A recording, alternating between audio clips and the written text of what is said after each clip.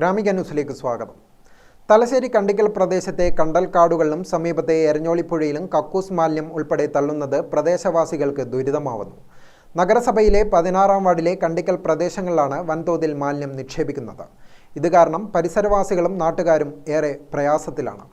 ഇരുട്ടിൻ്റെ മറവിലാണ് പാതിരാത്രിയിൽ കക്കൂസ് മാലിന്യവും പ്ലാസ്റ്റിക് വേസ്റ്റുകളും മറ്റും ഇവിടെ നിക്ഷേപിക്കുന്നത്. സമീപത്തെ തോടുകളിൽ പ്ലാസ്റ്റിക് മാലിന്യം നിറഞ്ഞ് വെള്ളത്തിന്റെ ഒഴുക്ക് നിലച്ചിരിക്കുകയാണ്. മാലിന്യം കരാറെടുത്ത് ആളൊഴിഞ്ഞ സ്ഥലങ്ങളിൽ തള്ളുന്ന സംഘമാണ് ഇതിന്റെ പിന്നിൽ.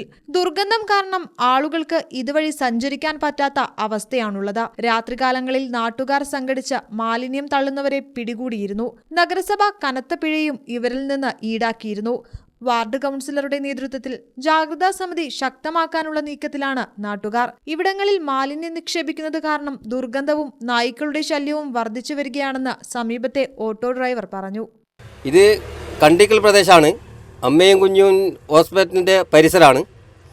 ഇത് ഇവിടുന്ന് ദൂരം വഹിക്കുന്നതിന് പാനൂർ അങ്ങനെ ഭാഗങ്ങളിൽ വരുന്ന സ്ഥലങ്ങളിൽ നിന്ന് വേസ്റ്റ് രാത്രി കാലങ്ങളിൽ പിന്നെ പകൽ ഒരു 4 മണിക്ക് ശേഷമാണ് ഈ വേസ്റ്റ് ഇവിടെ കൊണ്ടുപോയി ചാടുന്നത്.